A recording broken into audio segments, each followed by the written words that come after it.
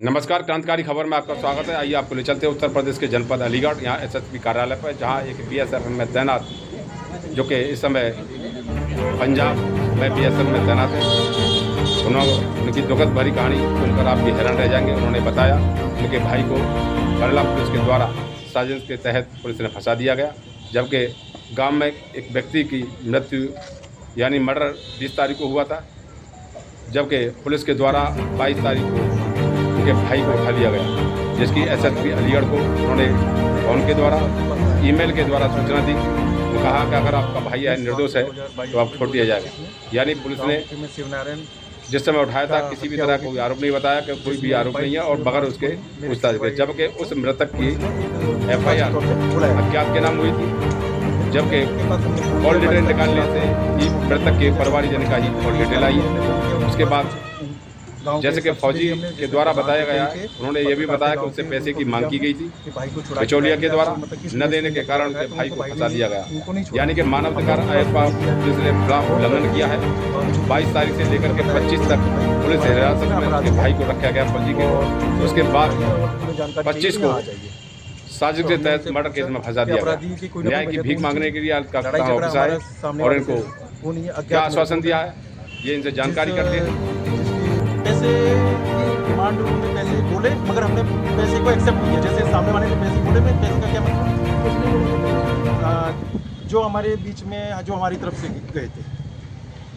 से गए थे छुड़वाने के लिए। किसके द्वारा बोला गया था उन्हें? मतलब इन्हीं मतलब एसएसपी किसके द्वारा बोला गया? एसएचओ और जो थाना हल्का इंचार्ज है योगेश कुमार जी, इनके द्वारा पैसे की डिमांड की थी। बोले कितने पैसे की डिमांड की गई? पैसे की मैंने मना कर दी। मैंने डिमांड उनकी डिमांड तो की गई होगी ना। पैसे उन्होंने बोले मुझसे, पैसे बोलने के पहले मैंने अपनी तरफ से मैंने पूछा भी नहीं कि कितने पैसे। उन्होंने पैसे बोला पैसे से छोड़ेंगे, अगर बताओ पैसे अगर देते हो तो बात करें। मैंने पैसे के लिए मैंने साफ मना कर दिया। कितने पैसे चाहिए आपको? मैंने साफ मना कर दिया। मैंने पैसे वाले टॉपिक पे ज़्यादा मैंने बात ही नहीं करी। मैंने जब निर्दोष है हम, ना पैसे से मतलब ना वो मतलब है, हम सीधे एसपी साहब। कैसे लग रहा है आपको भाई निर्दोष है? क्योंकि इसके बाद हम जब 25 तारीख को हम पहुँचे वहाँ पे, क्या बोलते थाने पहुँचे, तो हमने उनसे पूछा किस केस पे आपने पूछा रखा है, क्योंकि हत्या करने की कोई ना कोई वजह होती है। तो जब हमने वजह पूछी ना तो उनसे हमारा गुजर है जगह आज तक ना भाई का कोई आपराधिक मामला, ना कोई जमीन जात में किसी भी तरह का कोई आपराधिक मामला ही नहीं है, कोई भी मैटर ही नहीं है आपस में। तो हत्या करने का वजह क्या है? तो उन्होंने एक मनगढ़ंत कहानी बता दी कि तुम्हारे छोटे भाई मतलब वाइफ के साथ उसके अवैध संबंध थे, इस वजह से उसने हत्या कर दी। तो इस वजह से डाउट में हम भी पड़ गए। तो काम वाले या जितने भी ये बात सुनते हैं तो अवैध संबंध के चक्कर में आदमी बोल सकता है कि हाँ भाई हत्या करेगी। तो फिर हमने अपने भाई से 26 को मुलाकात करी, 26 मार्च को।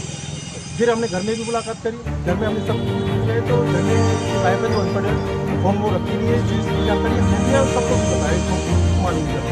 पुलिस ने जो मोबाइल नंबर बताया है, जो दिनेश कुमार मतलब जो उसकी पत्नी है, जो उसकी पत्नी पर जो मोबाइल नंबर खोला है, जो नंबर खोला है वही नंबर से शिवनारायण बात कर रहा था। और जो मृतक के परिवार है कन्हैया कुछ नाम है, उनकी पत्नी लक्ष्मी गिरी है, उन्हीं का नंबर है जिसमें उनके बयान जा रहा भी पुलिस एसएचओ भी पता है। तो एक ही नंबर 2 शख्स पे दिखा रहे हैं, वो मृतक की भाभी पे भी दिखा रहे हैं और सुभाष की पत्नी पर भी दिखा रहे हैं।